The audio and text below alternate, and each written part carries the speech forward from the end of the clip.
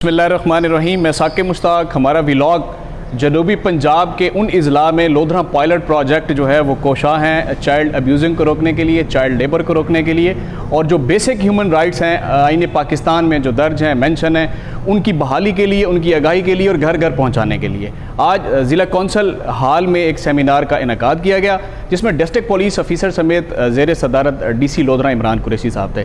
Lodhra pilot project ने लोधरा की तामीर और तरक्की समेत जनूबी पंजाब में बेतहाशा काम किए।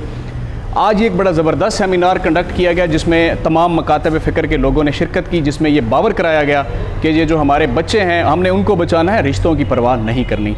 लोधरा पायलट प्रोजेक्ट के CEO हमारे साथ आज मौजूद हैं, हम इनसे बात करेंगे, डॉक्टर अब्दुल सबूर साहब से। सर अस्सलाम वालेकुम। वालेकुम अस्सलाम। आपने बड़ा ज़बरदस्त सर सेमिनार मुनक्किद करवाया जिसमें ज़्यादा जो तादाद हमने देखी है कि ख़वातीन की थी, जो बच्चों को सिखाती हैं, पढ़ाती हैं, समझाती हैं, एजुकेशन डिपार्टमेंट से घरेलू ख़वातीन।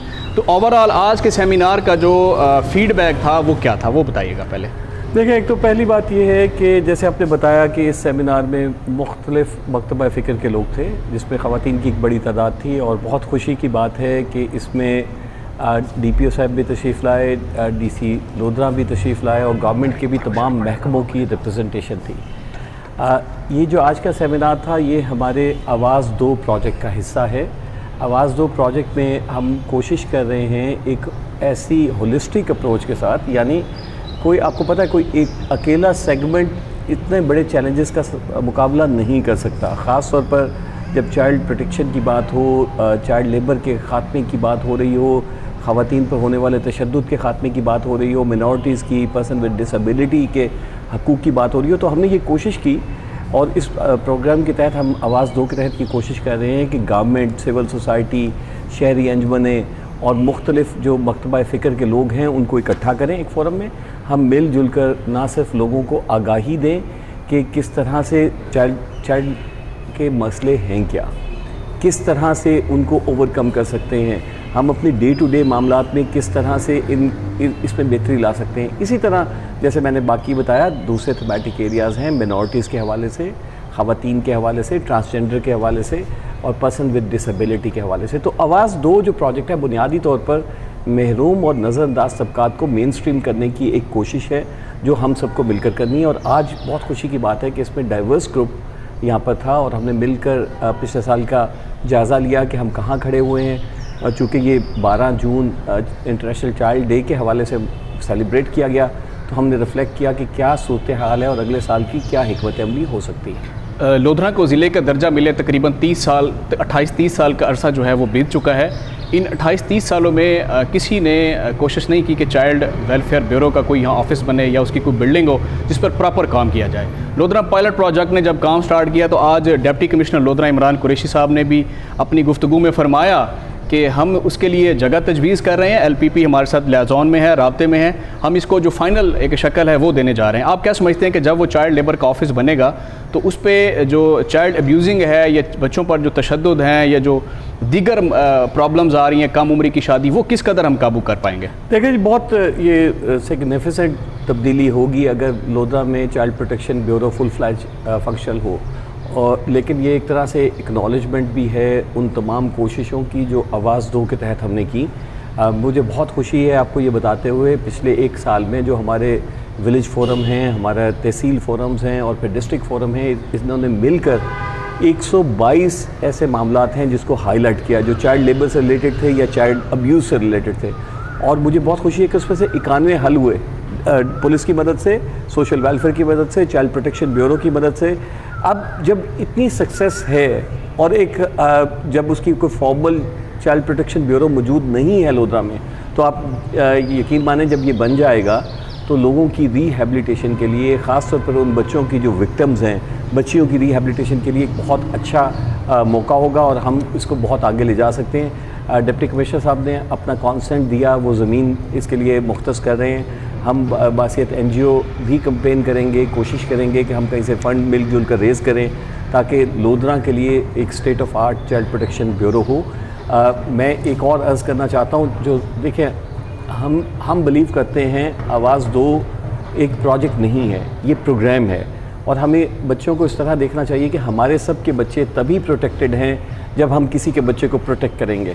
तो उस कॉन्टेक्स्ट के अंदर अगर हम एक होलिस्टिक प्रोग्राम नहीं करेंगे, मैं वन ऑफ एफ़र्ट्स का कायल नहीं हूँ, हमें ऐसी एफ़र्ट्स करनी है कि खुदा न खासा बच्चे के साथ कोई अगर ऐसा वाक़या हो गया है तो उसको ज़िंदगी में वापस लेके आएँ, उसको बहाल करें, उसको रिहेबिलिटेट करें, साइकोलॉजिकल सपोर्ट करें, उसको लीगल सपोर्ट करें और उसकी पूरी एफ़र्ट्स की जाएँ कि वो अपनी ज़िंदगी में पूरे तौर पर बहाल हो। जनूबी पंजाब में, इंटीरियर सिंध, अंदरून सिंध में, बलूचिस्तान के कुछ इलाके हैं, गिलगित बल्तिस्तान और KPK में इंटीरियर साइड पर अभी भी वालदैन अपने बच्चों को पढ़ने के लिए स्कूल में नहीं भेजते। उनका ये मौक़िफ़ है कि हमारे पास जो रोज़गार का ज़राया है वो ये हमारे बच्चे हैं, कमा कर लाएंगे तो घर का सर्कट चलेगा। आप क्या समझते हैं कि कोविड ने भी माशरत तबाह की है, पूरी दुनिया समेत पाकिस्तान की भी, जो अपने बच्चों को नहीं पढ़ाते उनके लिए आपका क्या पैगाम है और रियासत कहाँ पर खड़ी है ऐसे लोगों की माली मदद करने के लिए? देखिए, बदकिस्मती से चूँकि हम एक वेलफेयर स्टेट नहीं हैं, तो हमारे जैसे मुल्कों में इस तरह की सपोर्ट हुकूमतें नहीं कर पाती, जो बहुत ज़रूरी है। आप बिल्कुल सही कह रहे हैं, जब माशी प्रेशर्स पड़ते हैं, देयर आर सो मैनी जो root causes of child labour, लेकिन जो एक की उसकी रूट काज है उसमें ये भी है कि चूँकि इकनॉमिक प्रेशर्स पड़ते हैं तो बच्चे फोर्स हो जाते हैं बच्चे को भेजने के लिए। इसके ऊपर हमें, हमारी रियासत को, हमारी हुकूमत को अपना रोल प्ले करने की ज़रूरत है। हमें सेफ्टी नेट्स बनाने चाहिए, हमें सोशल सिक्योरिटी के सिस्टम ऐसे इनेबल करने चाहिए कि वालिदैन मजबूर नहीं हों। दूसरे एंड पे आपकी बात ये बहुत इम्पॉर्टेंट है, पेरेंट्स को भी इस आगाही की ज़रूरत है कि देखें, आपके पास दो रास्ते हैं। एक रास्ता है कि आप अपना शॉर्ट टर्म माशी मफाद देखें और बच्चे को झोंक दें मजदूरी के अंदर और ऐसे उसके अंदर कि वो एक ख़ास लेवल तक ही लाइफ में प्रोग्रेस कर सके। दूसरा मॉडल ये है कि आप उसको उस पर इन्वेस्ट करें, उसको एक माशरे का ऐसा ज़बरदस्त हिस्सा बनाएं कि वो आपके पेरेंट्स की भी मदद करे। तो ये सोच का भी फ़र्क है, उसको तब्दील करने की भी ज़रूरत है। और तीसरी बात ये है कि बाज़ हमें ये भी दिखता है रूट कॉजेज़ में बाज़ दफ़ा इतने प्रेशर्स नहीं होते, अपनी आसानी की खातिर भी हम झोंक देते हैं कि चाइल्ड लेबर कर लें, बस ठीक है, आसानी है।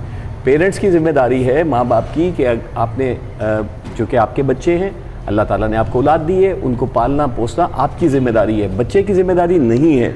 ये बात अगर पेरेंट्स को समझ आ जाए तो फिर जितने भी माशी हालात सख्त हों तो फादर ज़्यादा मेहनत करेंगे, मदर ज़्यादा मेहनत करेंगी और उससे वो घर पाला पोसा जा सकता है। और एक और कॉन्टेक्स्ट है, हमें समझना चाहिए। देखिए, हमें कम वसाइल के अंदर अपने आप को मैनेज करने का हुनर भी आना चाहिए। हमारे बहुत सारी जो मसले मसाइल इसलिए कि हमने अपनी ज़रूरतें भी फैलाई हुई हैं। तो मेरा अपना ख्याल जो आपका पॉइंट है, हम बहुत आसानी से कह देते हैं कि रूट कॉज इकनॉमिक है, लेकिन एक वजह है, तमाम वजूहत यहाँ पर नहीं रुकती। पेरेंट्स को अपनी ज़िम्मेदारी लेना होगी, उनकी ज़िम्मेदारी है, क्योंकि बच्चे पालना उनका फ़र्ज़ है, बच्चों का फ़र्ज़ नहीं। लास्टली, आप PhD स्कॉलर हैं, डॉक्टर हैं, आपका पूरी दुनिया पे बड़ा आपकी नज़र है गहरी, जो भी ग्लोबली तब्दीलियाँ आ रही हैं, आप क्या समझते हैं कि इन फ्यूचर जो है, अगर हमारे जो बच्चे घरों में महसूर हैं या चाइल्ड लेबर की जद में आ जाते हैं, अगर वो स्कूल जाना शुरू हो जाएं, लिटरेसी रेट अप हो जाए पाकिस्तान का, तो पाकिस्तान कितना मजबूत हो सकता है? देखिए, दुनिया की बड़ी रिसर्चेज हैं, वो जो दुनिया में कहते हैं, जो एशियन टाइगर्स कंट्रीज़ तब बने थे जब उनका यूथ उनकी 30% पॉपुलेशन से ज़्यादा हो गया था, वो टाइगर्स बन गए थे। क्यों उन्हें बने थे टाइगर? क्योंकि उन्होंने अपनी यूथ पर इन्वेस्ट किया था। This is perhaps the best time कि हमारी तो 60% से ज़्यादा पॉपुलेशन यूथ पर मबनी है।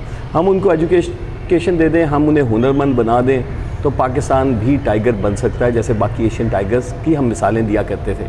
और अगर हमने ये अपॉर्चुनिटी मिस कर दी, हमने इसको माशरे का ऐसा हेल्प करने वाला या मददगार हिस्सा ना बनाया, तो यही यूथ हमारे लिए मुश्किल का शिकार बन जाएगी। एक बहुत बड़ी आबादी ऐसी होगी जो ना हुनरमंद होंगे, ना तालीम याफ्ता होंगे। तो मैं पर्सनली समझता हूँ ये बेस्ट टाइम है। हमारी हुकूमतों को ये सोचने की ज़रूरत है, हमारे सियासी जमातों को ये सोचने की ज़रूरत है कि ये बेस्ट टाइम है, वो यूथ पर इन्वेस्ट करें। आप देखें, जो हमारे माशरे के बिगाड़ पैदा हुए हैं, ये बहुत सालों के हैं। बेहतरी का सफ़र भी खासे साल लेगा, लेकिन आज अगर हम 5 साल के बच्चे पर इन्वेस्ट करेंगे तो 20-25 साल के बाद वो प्रैक्टिकल लाइफ का हिस्सा बनेगा।